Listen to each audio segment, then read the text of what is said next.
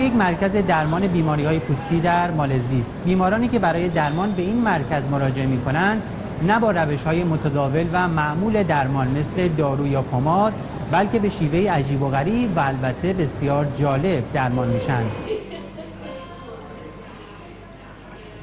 استفاده از دکتر ماهی یا ماهی جونده روشی جدید برای درمان امراض پوستی در آسیا است. دکتر ماهی با نام علمی گاراروفا مأموریت داره با جویدن نقاطی از پوست بدن که دچار آرزه‌هایی مانند التهابات مزمن پوستی یا اگزما هستند به درمان بیماری کمک کنه. خانم لئونگ از مسئولان این مؤسسه. در سنگاپور، ژاپن، کره و چند کشور دیگه مراکز مشابه این مرکز فعاله. بیشتر افراد اولین باریه که به اینجا میان.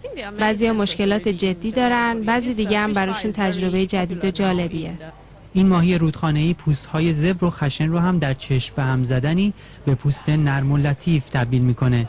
البته چگونگی و طول دوره درمان افراد مختلف فرق میکنه.